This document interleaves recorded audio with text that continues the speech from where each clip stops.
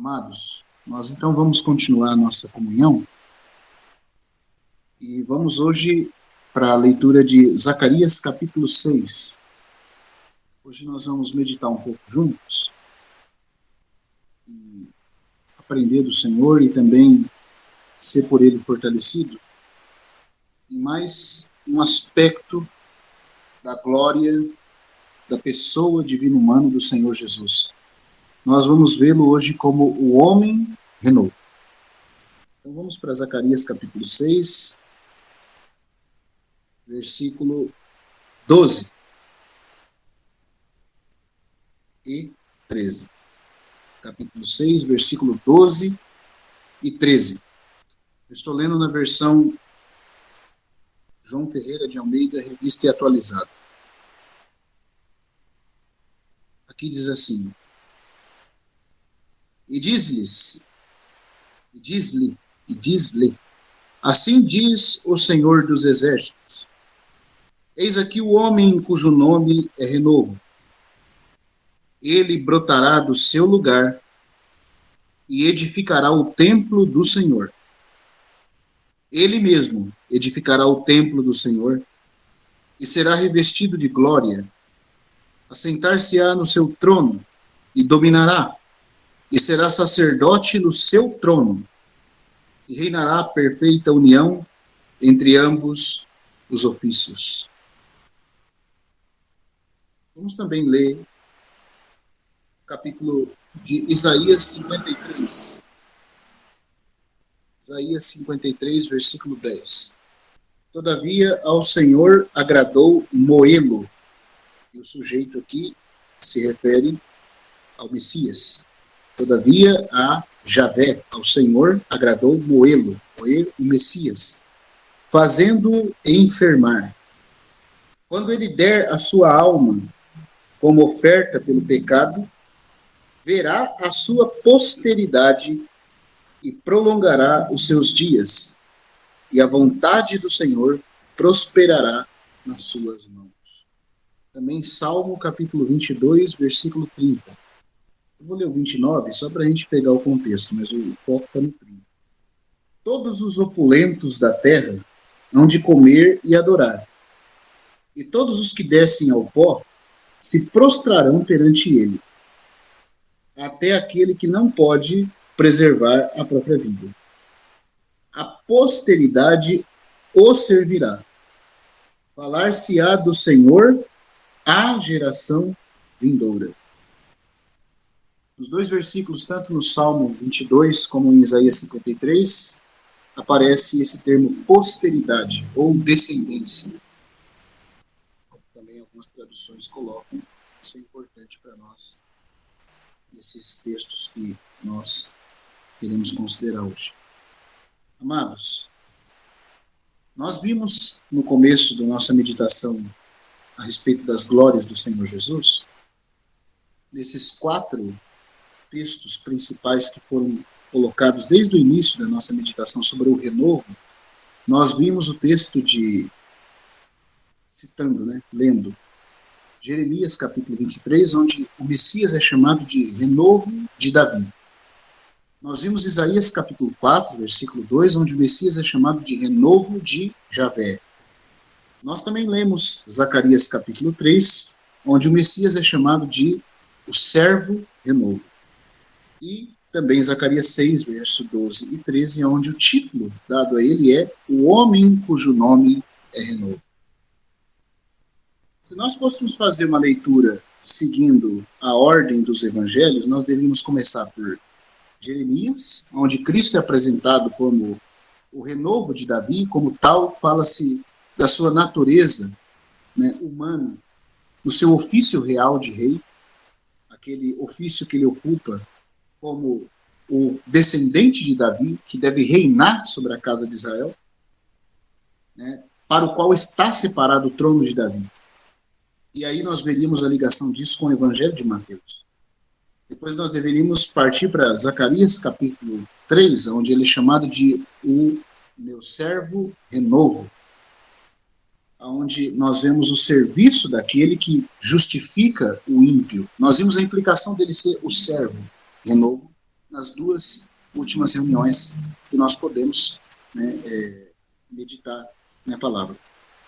Nós vimos que, como servo, ele tem o seu aspecto de justificação para ser dado a nós que não temos nada a oferecer. Nós vimos primeiro como isso se cumpre em relação à nossa posição falida, não só a nós individualmente, mas como igreja, e não só como igreja, mas também esse é o fundamento de esperança de toda a casa de Israel no futuro.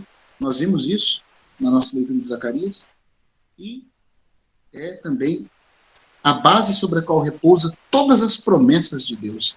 Se ele não fosse o servo novo, tudo estaria perdido. Então nós iríamos para o Evangelho de Marcos. E então depois deveríamos vir para esse texto que lemos agora de Zacarias 6, fazendo uma correlação disso com o que é mostrado em Lucas. E por último, leríamos Isaías capítulo 4, que fala dele como o renovo de Iavé, o broto que sai da própria substância, da própria ousia, da própria natureza divina de Iavé. Fazendo dele, então, não só o Messias, um super ungido humano, mas muito mais do que isso, o Filho de Deus, que com Deus é Deus. E esse seria, então, a conclusão. Mas nós, eu sinto no meu interior que nós podemos passar, primeiro, pelos aspectos que dizem respeito à sua obra em nosso favor e de toda a raça humana, e depois vermos a sua glória como aquele que cumprirá todas as promessas a Israel, e por fim, a sua mais excelente glória como Filho de Deus. Então nós estamos pegando do nível mais da nossa necessidade como pessoas. Nós precisamos de justiça e nós precisamos de um representante da nossa raça, para que tudo que tange a nós, nas nossas necessidades, possam ser cumpridas. Depois isso vai se estender também para toda a casa de Israel no futuro, e na visão mais gloriosa de quem ele é, na sua natureza divina, que é, na verdade, o fundamento de tudo. Mas nós estamos nós estamos seguindo, vamos dizer assim, como Paulo segue em Romanos, desde o estágio em que estamos até o nível mais alto. Então nós começamos falando dele como o servo renovo. Vamos para Zacarias 3, agora vamos falar dele como o homem renovo. Ambos os aspectos tratam principalmente com a nossa necessidade como pecadores e pessoas que estão debaixo, né, da graça salvadora de Deus, em processo de transformação para o pleno cumprimento do propósito de Deus. Agora, irmãos, é muito maravilhoso esse título que é dado ao Senhor Jesus em Zacarias 6, verso 12 e 13, quando chama ele de o homem renovo. Que o Messias deveria ser homem não é surpresa para quem estuda a Escritura. A primeira menção de uma promessa messiânica, a primeira menção de salvação messiânica feita na Bíblia, eu acho que todos os irmãos aqui vão se lembrar, que também aparece já nos primeiros capítulos de Gênesis. Ela é feita em Gênesis capítulo 3, versículo 15, aquilo que os estudiosos chamam de proto-evangelho, ou seja, aquele evangelho em semente, aquela promessa que engloba todo o propósito de Deus dentro de uma pequena promessa de redenção feita ao homem. Porém, inimizade entre ti, né, e a mulher, e entre a tua descendência e a descendência dela. Esta descendência dela, da mulher, te ferirá a cabeça, falando para a serpente. E tu, a serpente, lhe ferirás o calcanhar. Então ali nós temos aquela promessa em semente de toda a obra que o Senhor Jesus faria.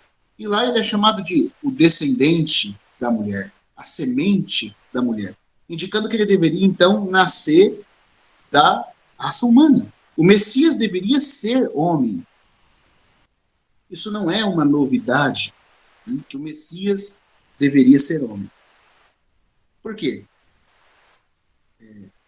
Ele nasceu, conforme Isaías 9,6, como uma criança. Ele precisava ser homem em toda a integralidade do que é ser homem.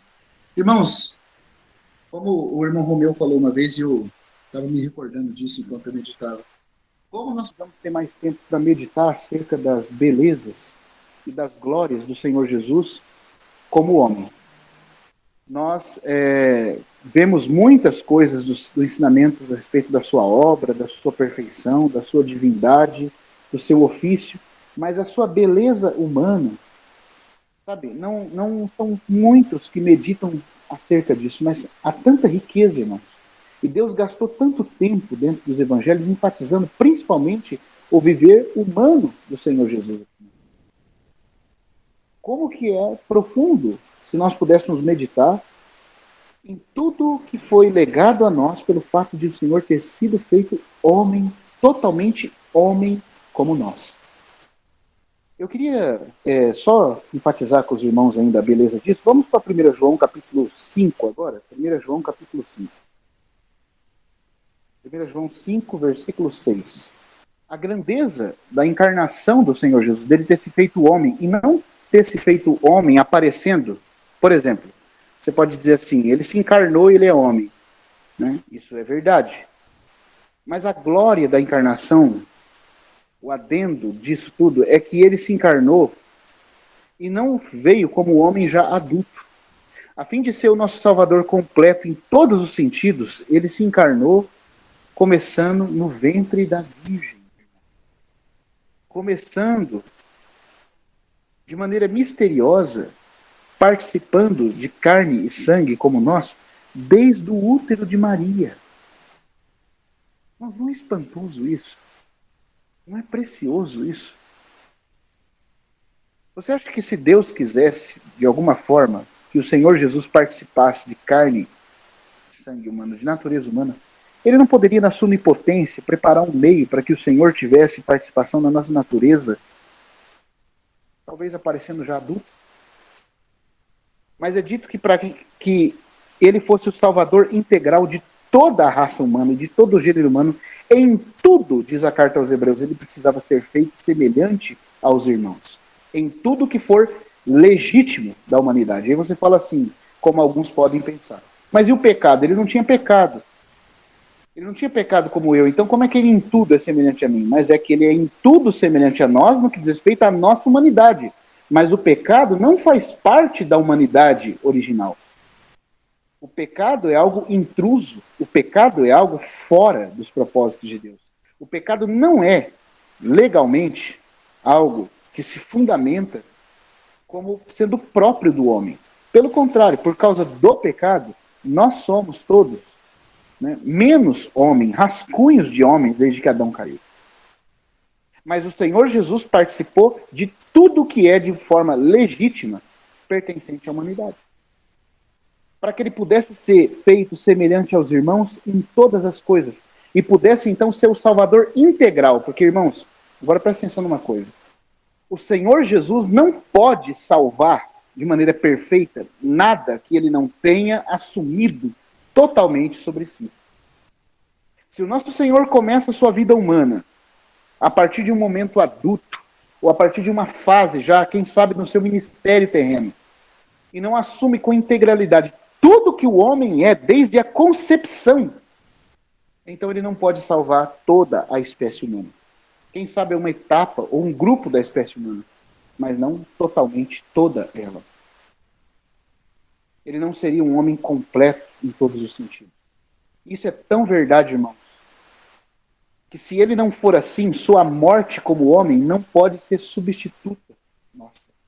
Ele não pode nos representar e nem nos substituir no Calvário, se ele não carrega consigo a integralidade da natureza humana.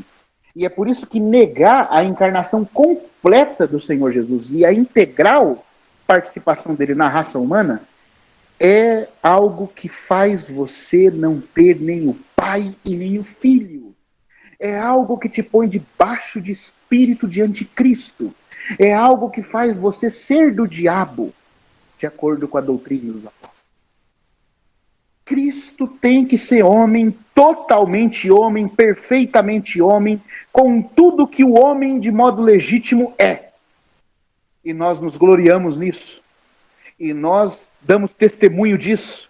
E isso é algo tão sério e solene, que se a nossa vida for pedida para sermos poupados e não sermos mortos por causa dessa verdade, nós devemos estar preparados para dar o nosso pescoço. a nossa vida, e seja o que for, irmãos. Mas nós não negamos que o Verbo se fez carne, que o Verbo se fez totalmente um de nós. Se ele não for totalmente um de nós em todos os sentidos, a nossa salvação está comprometida. Porque ele só pode salvar aquilo que ele assumiu em totalidade. Para ser o nosso representante e também o nosso substituto. Vamos ler 1 João 5, versículo 6, e eu quero chamar a atenção dos irmãos para um ponto profundo que se encontra nesse versículo. João falando acerca do Senhor Jesus Cristo. Este é aquele que veio por meio da água e sangue, Jesus Cristo. Não somente com água, mas também com a água e com o sangue. E o Espírito é o que dá testemunho, porque o Espírito é a verdade, ou a realidade, como aparece no texto original. Irmãos, o que João quer dizer com esse versículo? Eu sei que tem diversas interpretações, principalmente porque alguns irmãos, lendo esse versículo, levam para João 19, versículo 34, quando aquele soldado furou o lado do Senhor com uma lança, perfurando, provavelmente atingindo ali o coração do Senhor, né? E como já aquele sangue havia acumulado e a linfa havia se separado das hemácias, dos glóbulos vermelhos, aquela linfa escorreu como água e depois o sangue. Derramou sangue e água, né? no madeiro. Alguns irmãos ligam esse versículo com aquele evento que também é importantíssimo, a ponto de João falar: aquele que isto viu, dá testemunho. E sabemos que o seu testemunho é verdadeiro. Irmãos, quão importante foi aquilo. Mas aqui o Espírito Santo, não só João. Aqui João diz que o testemunho que ele está dando é confirmado, é selado, é endossado pelo próprio Espírito da realidade.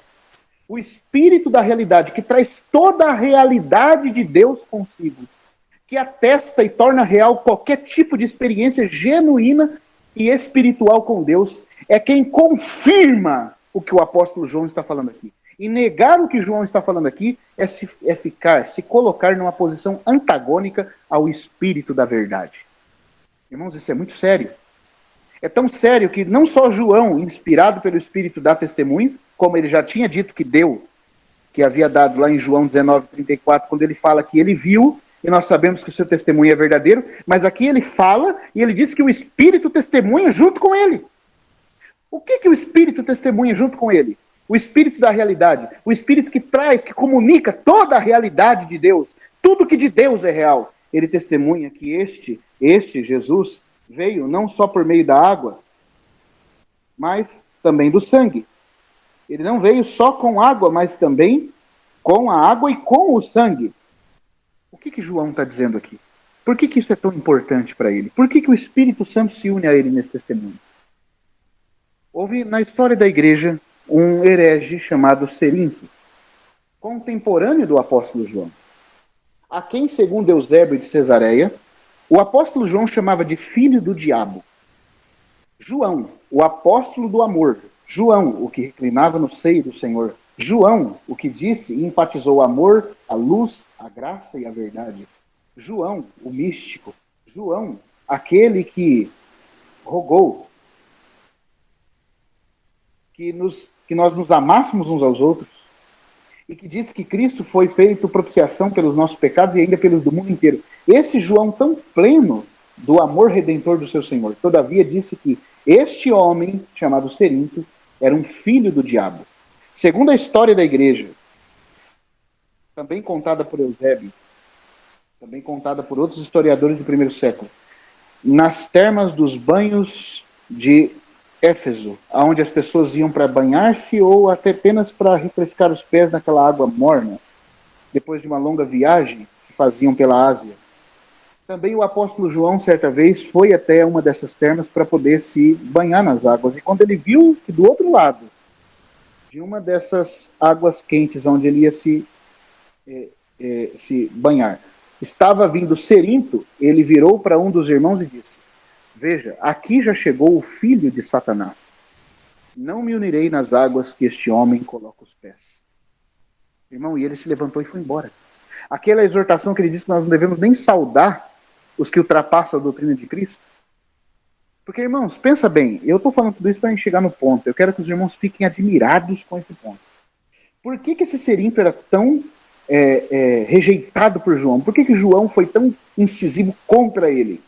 Por que o próprio João, falando dele, desse Cerinto e de outros mestres gnósticos e docetistas da primeira era da igreja, por que João diz que nós não devemos nem saudá-los? Porque a doutrina que eles trazem comprometem quem é a pessoa divina humana do Senhor Jesus. E comprometer a pessoa divina humana do Senhor Jesus é estar debaixo de espírito de anticristo. É negar tanto o filho quanto o pai. De acordo com João, aquele que ultrapassa essa doutrina nesse sentido de comprometer a pessoa divina humana perfeita do Senhor Jesus e a perfeita encarnação do Senhor Jesus, aquele que compromete isso não tem Deus, não tem a vida eterna e está debaixo da influência de Satanás. E se essa pessoa vem com caráter de ensino, tentando ensinar algo diferente, tentando negar qualquer uma dessas questões que diz respeito à pessoa do nosso bendito Senhor, nós não devemos nem saudá-la, quanto mais recebê-la. Aí você fala, por que ser tão duro assim? Porque eu garanto para vocês, irmãos, eu costumo dar esse exemplo. Se você soubesse que um bandido, se você soubesse que uma pessoa, por exemplo, vamos pegar aqui aquele criminoso que foi morto lá, acho que o Lázaro, né, que foi conhecido aí no país todo. Se você soubesse que ele está vindo para sua casa para ficar com seus filhos, para ficar com a sua família, você conseguiria dar boas-vindas para ele, sabendo que ele pode colocar toda a vida da sua família em isso? De jeito nenhum. Porque ele pode tirar a nossa vida temporal, a nossa vida física, nós mantemos distância dele. Pois bem, irmãos, aqueles que ensinam que Jesus não é plenamente humano, ou não é plenamente divino, não estão colocando em risco a vida temporal dos homens. Estão colocando em risco a condição eterna deles. Porque quem nega a encarnação do Senhor Jesus, negou a sua obra expiatória. E se negou a sua obra expiatória, que está embasado no fato dele ser homem completo, e Deus completo, se essa pessoa negou isso, ela não tem como ser salva. O destino eterno dela está alterado na condenação eterna, porque ela não confessa o Filho de Deus, na sua divindade e humanidade completa. Negar isso é pior do que ter um assassino dentro de casa. É mais cruel ter alguém ensinando que Jesus não é Deus ou não é homem, do que ter um assassino que mata alguém da nossa família. Porque se um assassino mata alguém da nossa família, e nós somos crentes no Senhor e cremos no que a Bíblia diz acerca dele, nós estamos salvos. Ele mata o corpo, como de Jesus, e depois não pode fazer coisa alguma. Agora, se alguém vem e ensina que Cristo não é Deus, ou que ele não é homem, ou que a encarnação dele está comprometida, essa pessoa e você acredita nisso, essa pessoa não matou você só fisicamente, ela fez com que você estivesse destinado ao lago de fogo eterno por essa mentira. Ela convenceu você de uma mentira. Ela levou você a negar o que a Bíblia fala acerca da pessoa do Senhor. E tem crentes que acham que isso não é tão importante. Irmãos, muito mais no tempo do fim agora, nós precisamos estar claros de quem é o nosso Senhor. Divino, humano. Para confessarmos e não negarmos o Filho. Porque quem nega o Filho não tem também o Pai. E João diz, e assim é enganador e anticristo. Está trabalhando na mesma teia, no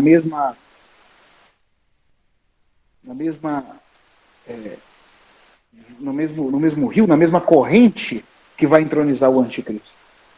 Porque negou tanto o Pai quanto o Filho. Para falar um pouquinho mais desse versículo, então, Cerinto era essa pessoa que ensinava uma doutrina bem estranha na época do apóstolo João. Ele foi o líder dos chamados docetitas, docetismos, né? O docetismo dos docetitas, que eram aqueles que ensinavam que Cristo parecia divino, mas não era divino. Ele parecia que era Deus, mas não era Deus, era só um homem.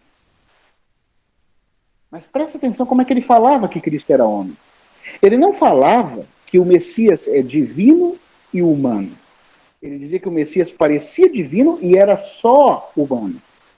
Então, por um lado, você tem os gnósticos que negavam que Cristo era humano. Para eles, Cristo era só divino. Por outro lado, você tem Cerinto negando que ele é divino, fazendo ele ser só humano. E como é que Cerinto ensinava? Cerinto dizia o seguinte, que Jesus era um homem como todos os homens. E quando ele fala homem como todos os homens, não é nesse sentido da encarnação bendita do Senhor, que ele era homem em tudo que é legítimo do homem, não. Ele dizia que Cristo era um homem, pecador como todo homem. Que Cristo era um homem como todos os homens e profetas ou homens de Deus do passado. E que ele viveu uma vida até os 30 anos, oculto em Nazaré, e que depois dos 30 anos ele chegou ao Rio Jordão, e quando na água do batismo, quando ele foi batizado, o Espírito Santo desceu como pomba, desceu em forma corpórea de pomba, pousando sobre Jesus. Aquele Espírito Santo em forma corpórea de pomba, segundo Cerinto, era o Cristo. Era a emanação divina de Deus que revestiu o homem Jesus. Mas ele não diz que o Verbo era o homem Jesus. Ele diz que o Verbo estava sobre o homem Jesus. Então, Jesus de Nazaré é uma coisa e o Verbo é outra coisa. Você tem duas pessoas juntas, mas não uma pessoa divina humana. Você tem a divindade vindo sobre a pessoa, como se Jesus fosse um tipo de avatar. Como se ele fosse um vernáculo do qual a divindade desce e se coloca sobre. Então era isso que ele dizia. Que Jesus é um homem sobre o qual o Logos, sobre o qual a divindade desceu na água do batismo. Quando o Espírito Santo desceu em forma corpórea, de pomba. E aí ele disse que esse Espírito, esse Logos, esse Cristo, ficou sobre Jesus, todo o ministério de Jesus. E quando chegou na cruz, que Jesus foi pregado, o Logos abandonou Jesus. Ele disse que o Espírito Santo, que era a divindade, deixou o homem na cruz. E quem morreu na cruz foi só o homem. Foi só o homem nazareno, sem a eficácia eterna, sem a participação da divindade naquela obra feita no Calvário. Então, de acordo com Cerinto, o Cristo, a divindade, o Filho de Deus, veio na água, não no sangue. Qual água?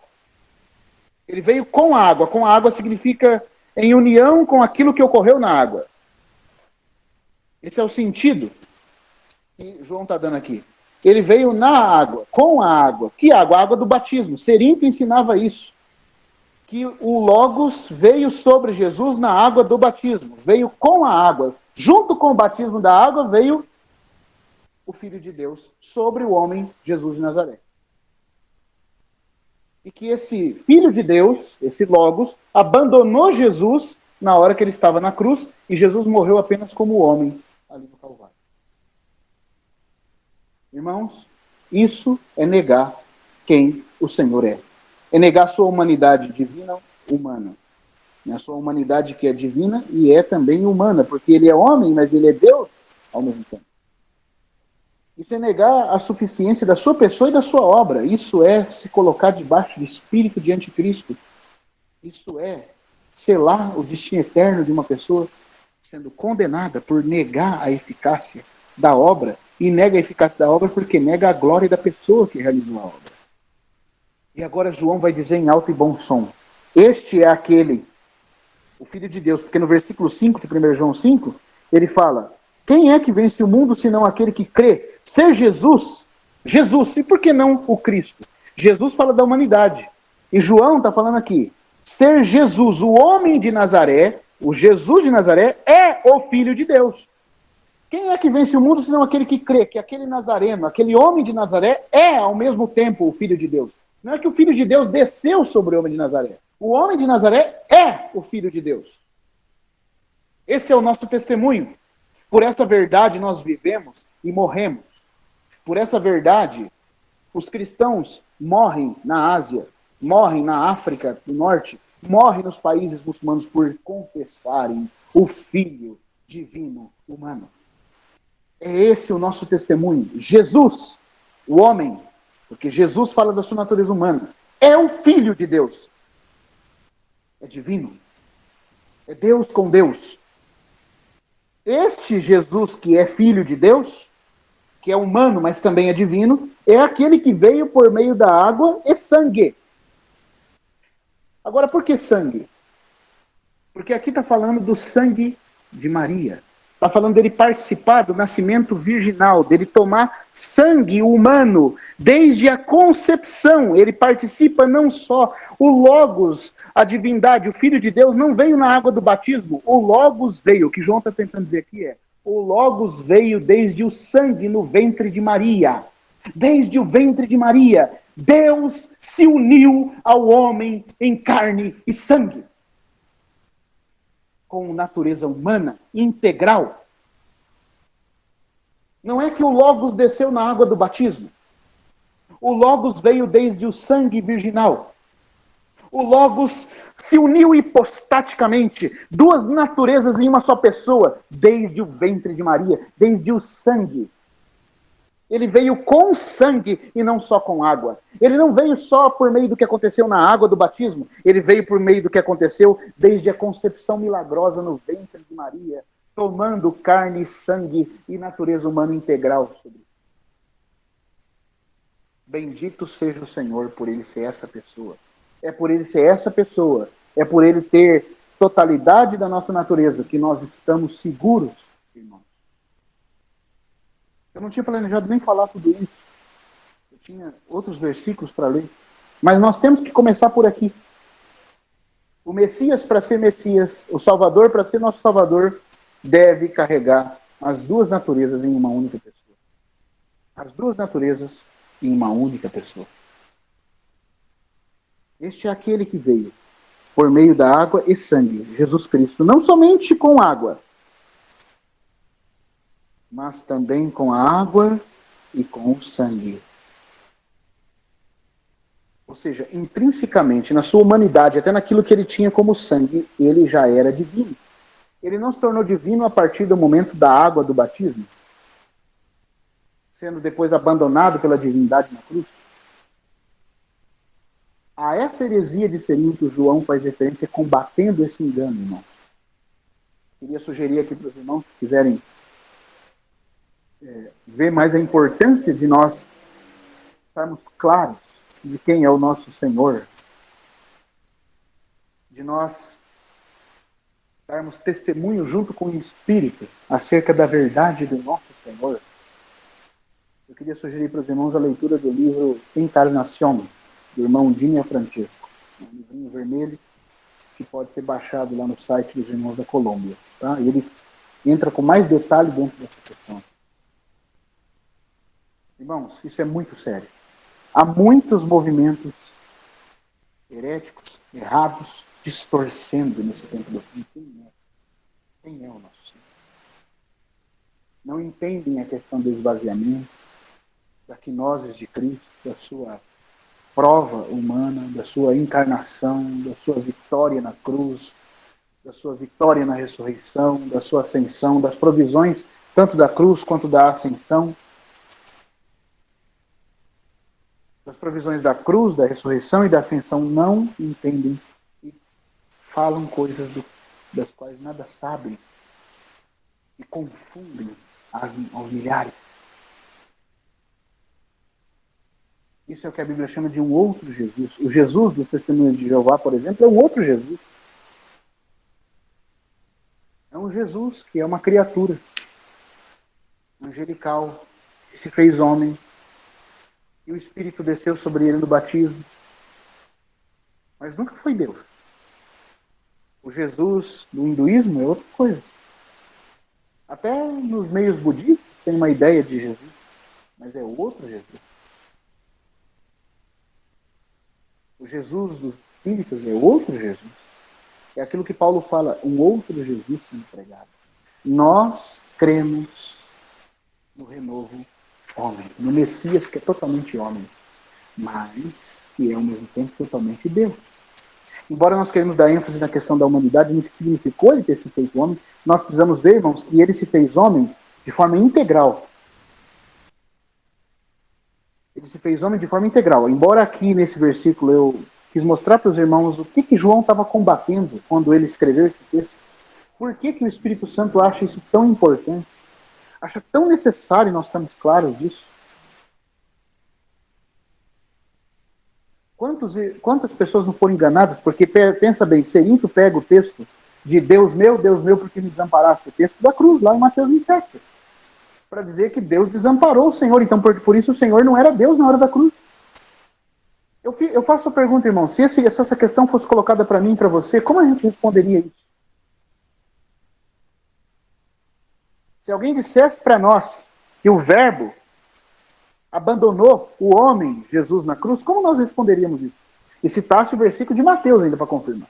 Porque o diabo nunca vem dizendo para quem ama a verdade que a Bíblia não é a verdade. Pelo contrário, ele tenta deturpar a verdade. Como ele fez com Jesus no monte da tentação. Se você for ver a forma que ele citou o Salmo 91 para Jesus, o Salmo 91, ele falou: atira-te, porque está escrito, aos teus anjos dará ordem a teu respeito para que te tomem e te sustentem, e não tropeces nem em nenhuma pedra. Só que ele pulou, ele comeu uma parte do versículo, a parte que dizia: e te guardem em todos os seus caminhos. Essa expressão, todos os seus caminhos, significa na sua conduta, no seu viver de obediência. Se ele falasse dos caminhos do Messias, ele ia lembrar Jesus que Jesus tinha que obedecer. Então a parte que lembrava da obediência, ele comeu. É assim que Satanás faz.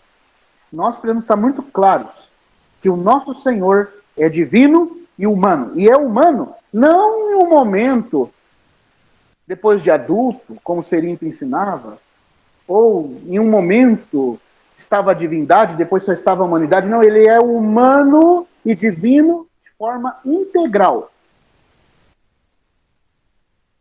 De forma integral. Ele é humano divino de forma integral. Desde a concepção, desde o sangue virginal de Maria. E isso é tão importante, irmãos, sabe por quê? Porque é por ele assumir a natureza humana desde a sua mais rudimentar experiência que ele pode salvar qualquer parte da espécie humana em qualquer nível que ela se encontre. Os bebês podem ser salvos por causa disso. As crianças podem ser salvas por causa disso. Adolescentes, jovens, adultos, velhos, qualquer nível da experiência humana pode ser devidamente representado pelo Messias, porque ele assumiu de forma integral a nossa natureza. E participou de tudo que é de forma legítima dela. Não sei se os irmãos sabem, vamos aqui em Gênesis 9 agora. Aliás, não, capítulo 8, Gênesis 8, tá? Gênesis 8. Gênesis 8, vamos ler o versículo 20. Gênesis 8, verso 20. Eu vou ler na tradução João Ferreira de Almeida, mas a outra tradução está um pouco melhor, né? Mas vamos ler no versículo 20 e 21. Gênesis 8, 20 e 21. Levantou Noé um altar ao Senhor, tomando de animais limpos e de aves limpas, ofereceu holocausto sobre o altar. E o Senhor aspirou o suave cheiro e disse consigo mesmo: não tornarei a amaldiçoar a terra por causa do homem, porque é mau o desígnio íntimo do homem desde a sua mocidade. Nem tornarei a ferir todo vivente como fiz. A palavra aqui no versículo 21, quando Deus fala que o desígnio do homem é mau desde a sua mocidade. Tem uma tradução que coloca desde a sua concepção. Segundo o irmão Scrooge, todos os estudiosos entre os judeus da Escritura entendem que essa palavra hebraica para concepção, desde que o homem é gerado, indica o momento em que o espermatozoide e o óvulo se unem. Segundo a crença dos judeus, por causa dessa palavra de concepção, a palavra hebraica sugere o momento em que a alma humana é colocada dentro do corpo. E segundo os judeus, por causa desse versículo, isso ocorre quando o espermatozoide e o óvulo se juntam. A partir dali, já há uma alma individual presente. Então, veja só, quando é que de acordo com, como o Scrooge fala, se os judeus interpretando correto a palavra hebraica aqui de concepção, aqui na minha traduz mocidade, mas concepção fala daquilo que foi concebido, que foi dado à existência naquele momento. E essa concepção tem a ver com o florescimento, com o florescer, como o desbrochar de um botão de flores. Né? Só que isso ocorre, de acordo com os judeus, por causa dessa palavra que eles estudam de concepção, no momento em que o espermatozoide e o óvulo se unem. Ali a alma passa a estar presente no indivíduo. Então, de acordo com a Bíblia, a partir de quando que uma pessoa é uma pessoa? A partir da concepção. Porque aqui é dito que o desígnio do homem, íntimo do homem, é mal desde a sua concepção. Então quer dizer que já há uma alma, já há um desígnio, já há volição, já há alma, já há personalidade quando há a concepção. E a concepção é o momento em que o homem está no útero. Ali já há alma presente. Ali já há o desígnio íntimo. O desígnio íntimo fala da inclinação da alma, da inclinação do coração. Quer dizer que para Deus já há coração, já há alma, já há personalidade, desde o momento em que no útero aquele zigoto é concebido. Se é aqui que começa a vida humana, para que o Messias fosse totalmente homem, ele precisaria, irmão, começar aqui. Se é aqui que começa a vida humana, para que o Messias fosse totalmente homem e pudesse salvar todo o gênero humano, toda a espécie humana, ele precisaria começar onde começa.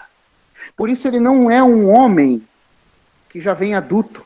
Por isso também, muito menos, ele é um homem em quem a divindade entra depois de um tempo. Não, a divindade, pelo poder onipotente do Espírito Santo, entra no ventre de Maria e separa uma célula humana de Maria, assim como quando a célula masculina e a feminina se juntam na mulher e concebem ali um corpo no qual já está uma alma presente, assim também o Senhor, por ato milagroso do Espírito Santo, separa uma célula de Maria, ainda no útero dela,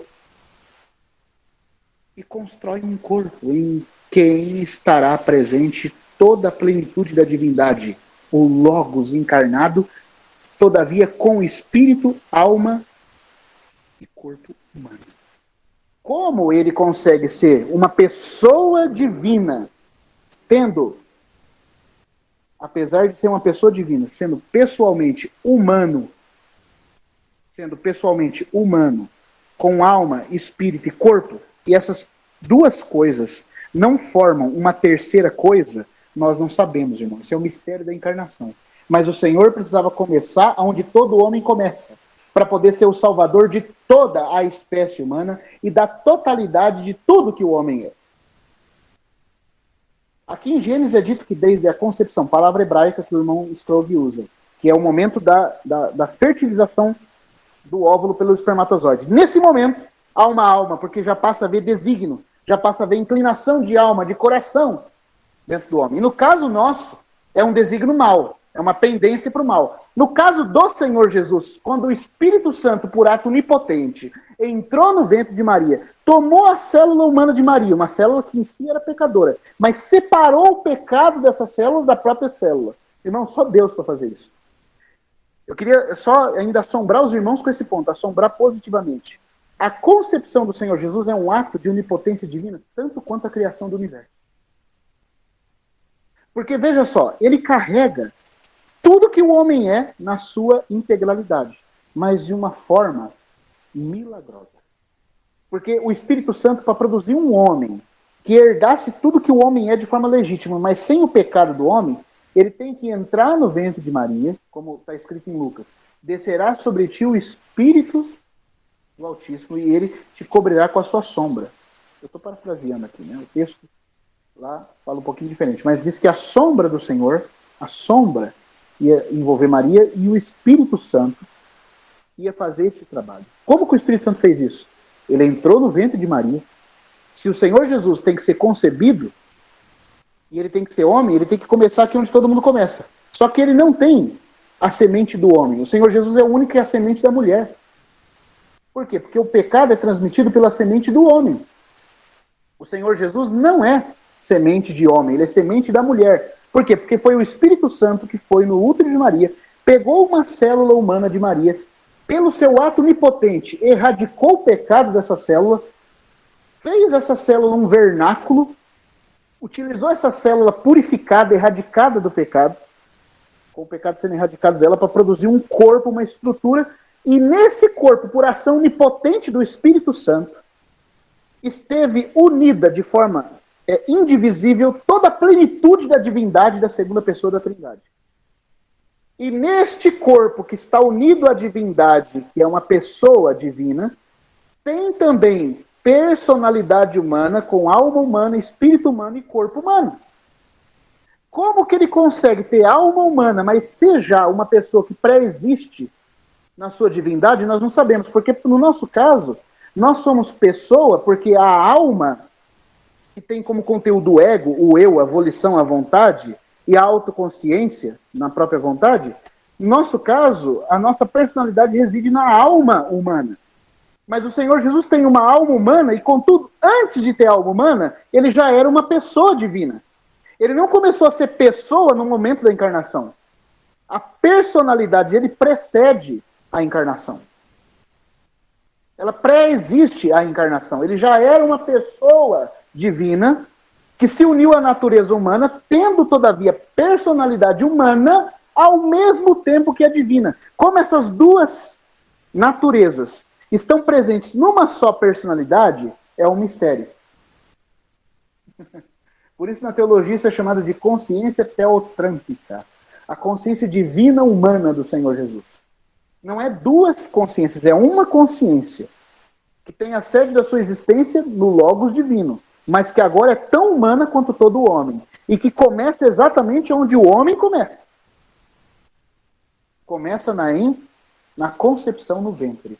Para isso, o Espírito Santo, eu quero até ler o texto de Lucas. Vamos lá para Lucas 1. Lucas capítulo 1. Vamos meditar um pouquinho mais nisso. Lucas capítulo 1, versículo 30. Mas o anjo lhe disse: Maria, não temas, porque achaste graça diante de Deus. Eis que conceberás e darás à luz um filho, a quem chamarás pelo nome de Jesus. Esse será grande e será chamado Filho do Altíssimo. Deus, o Senhor, lhe dará o trono de Davi, seu pai. E ele reinará para sempre sobre a casa de Jacó, e o seu reinado não terá fim. Então disse Maria ao anjo: Como será isto? Pois não tenho relação com homem algum. Por quê? Porque a via humana de ter filho tem a ver com a semente do homem, fecundando o óvulo de uma mulher. Mas não era por essa via que ele viria. Ele participaria, sim, de tudo que é humano. Ele começaria exatamente onde o homem começa, mas não vindo de semente do homem, e sim sendo uma semente da mulher. Olha como é que o anjo vai continuar.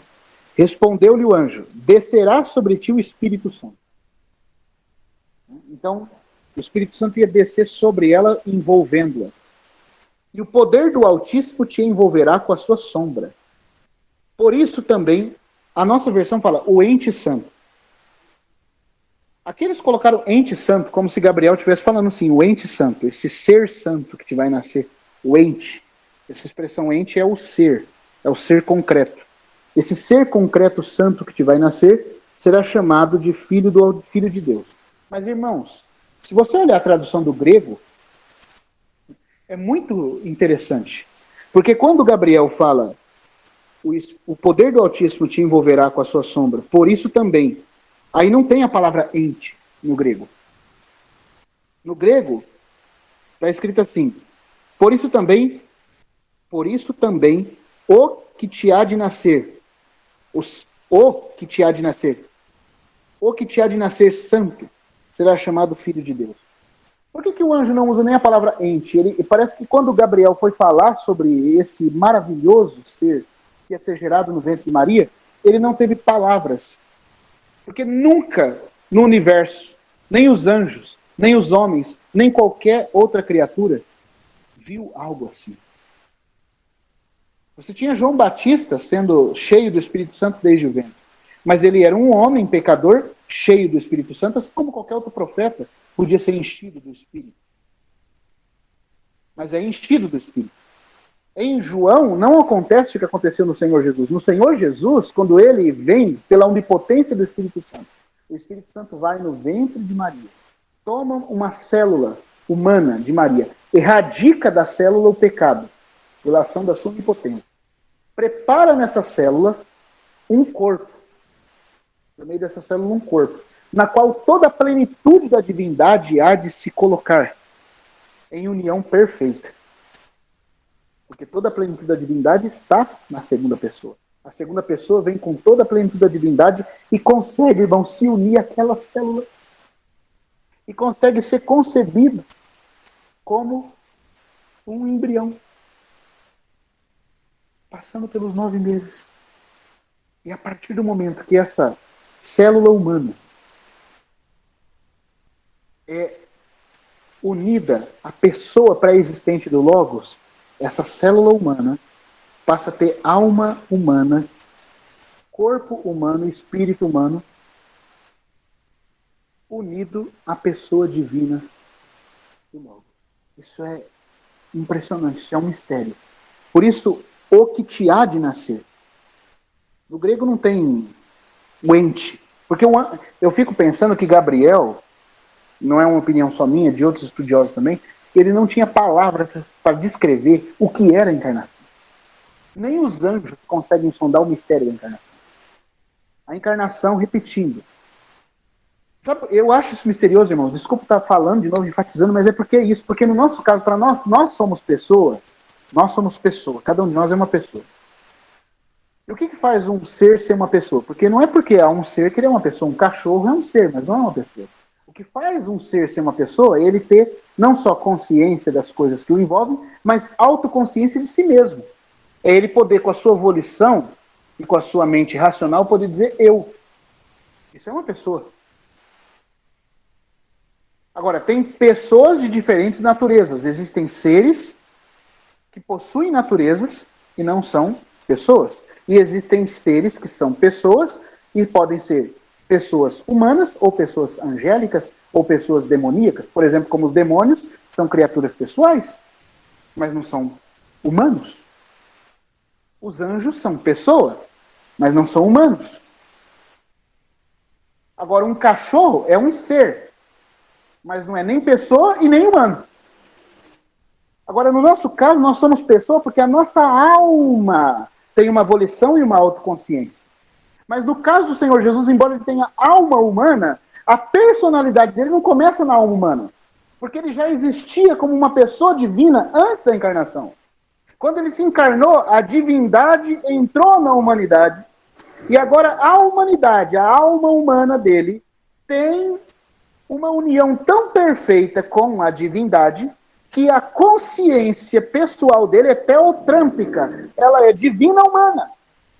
E isso o Espírito Santo fez por ação onipotente, separando o pecado daquela célula de Maria, colocando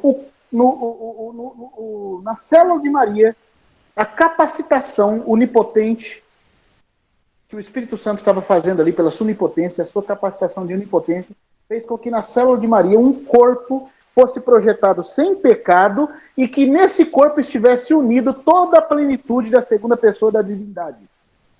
E essa segunda pessoa, quando estava unida a esse corpo, tem agora também alma humana e espírito humano, sem produzir uma terceira tipo de coisa. Ele é uma pessoa com duas naturezas. E o anjo, maravilhado com isso, falou, o que te há de nascer? Ele não usou a palavra o ente santo, o que te há, o santo que te há de nascer. É santo. Ele só pode dizer que é algo santo. Mas ele não tem palavras para explicar o que é isso. Bendito seja o Senhor. Agora, o ponto que eu queria mostrar para os irmãos aqui, lendo isso, é que o Senhor, então, começa aonde todo homem começa. Aonde todo homem começa? No ventre.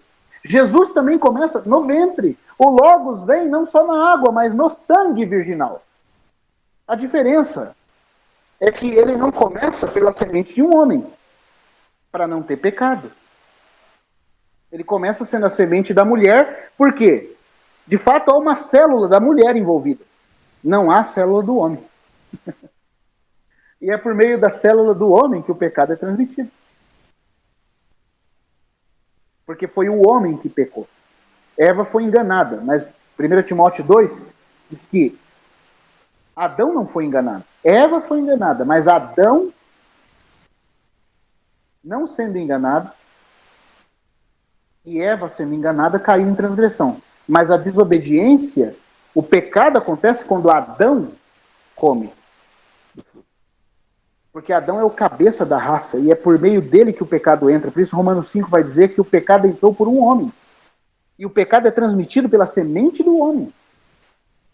Mas Jesus é a semente da mulher.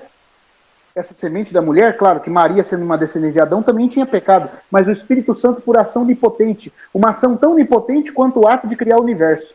Ele foi e separou. Eu não sei como Deus fez isso, irmão, mas ele fez. Ele separou o pecado da célula de Maria, pegou essa célula humana sem o pecado e fez com que toda a segunda pessoa da divindade, a segunda pessoa da trindade, com tudo que ele é, fosse unido de forma indivisível a essa célula. E quando essa união, essa fecundação divina aconteceu, essa concepção, a mesma que em Gênesis, só que lá em Gênesis é a semente do homem com a semente da mulher. Aqui é o Espírito Santo trazendo a segunda pessoa, unindo ela a uma célula humana da Virgem.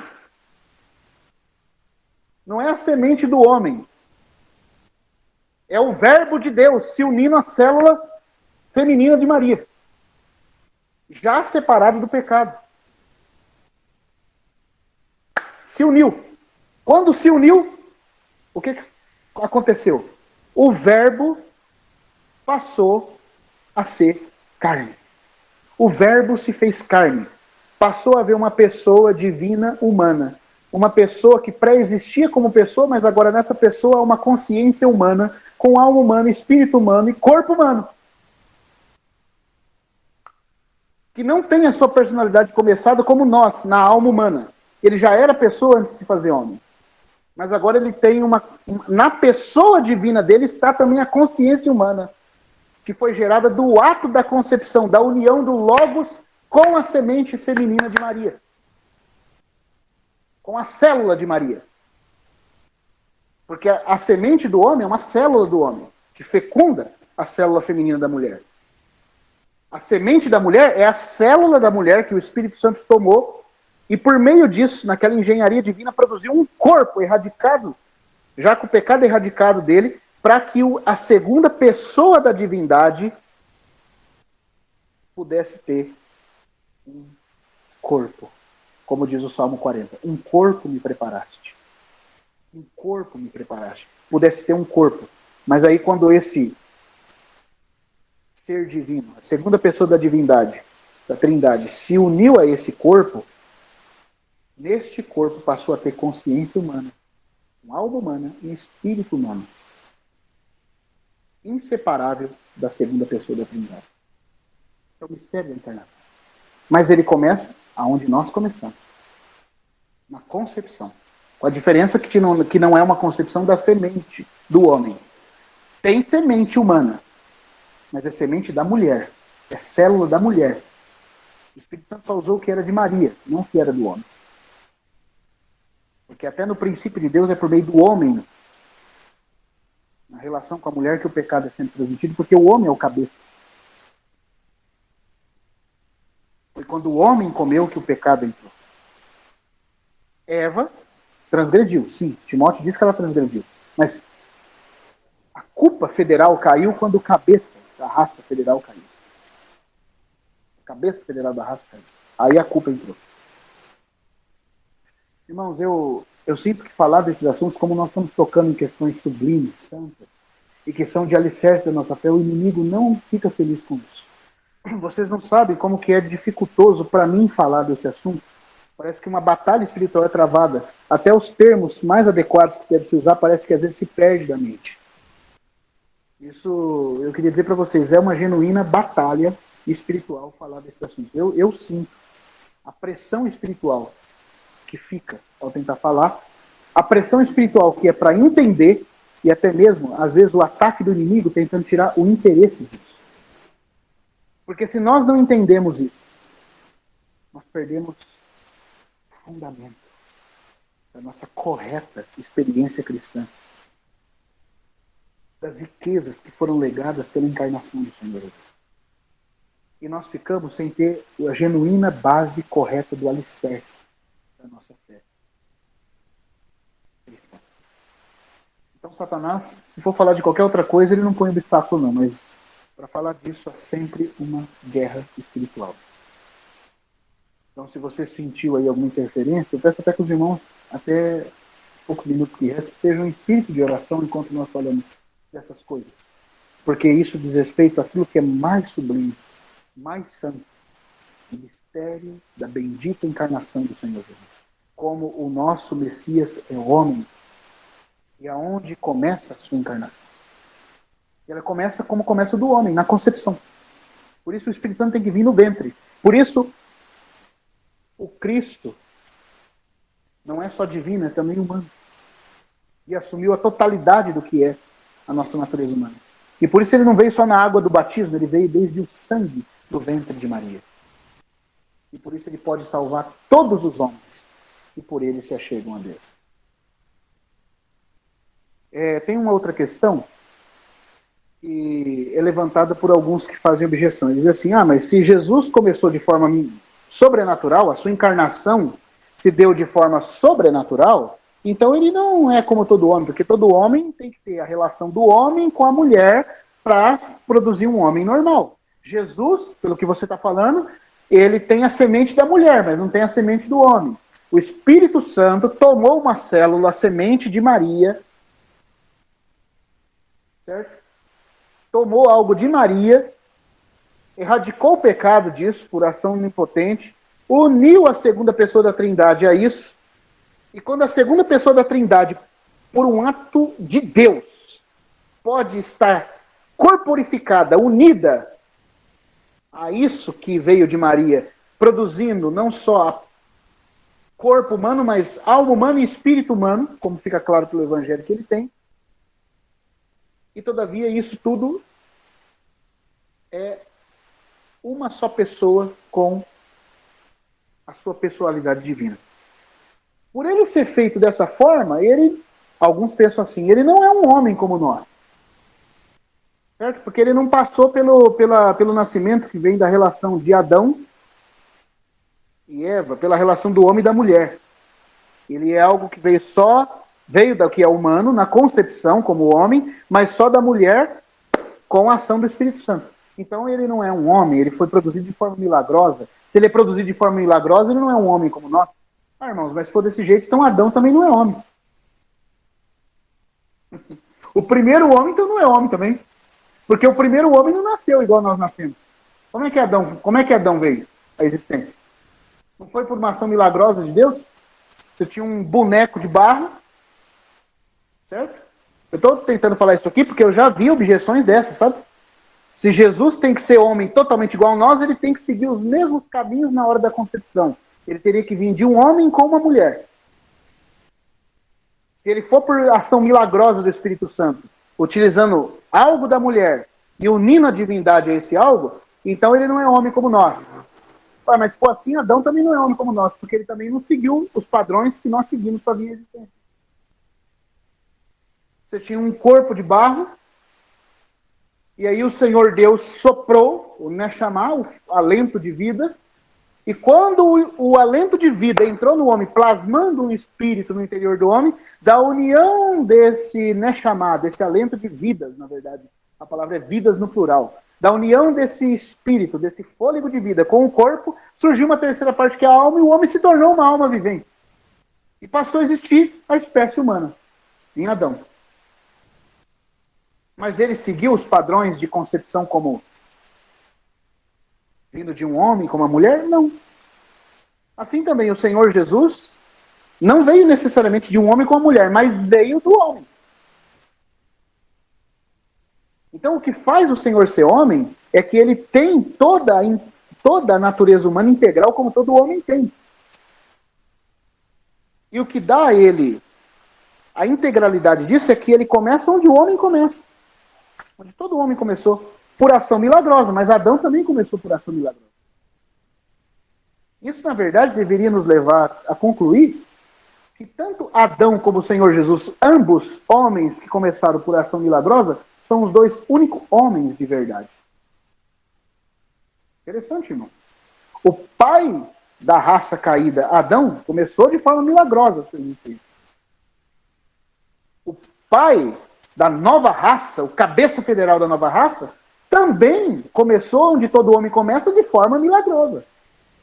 E no caso dele, ele começa na concepção porque ele quer salvar o homem desde a concepção.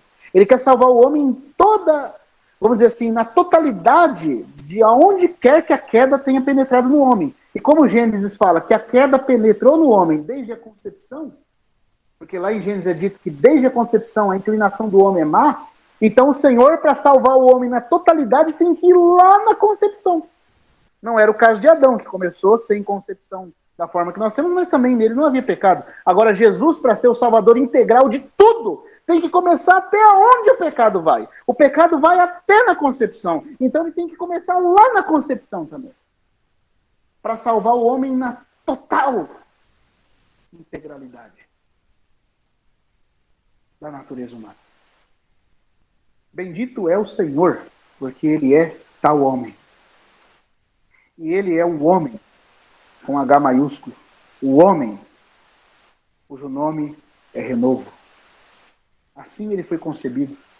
Assim ele nos representa em totalidade. Assim ele nos salva de forma integral, de forma completa. Ele veio para salvar o seu povo dos seus pecados, como homem. E para isso ele foi até onde o pecado vai. O pecado vai desde a concepção. O Salvador também foi desde a concepção. Homem.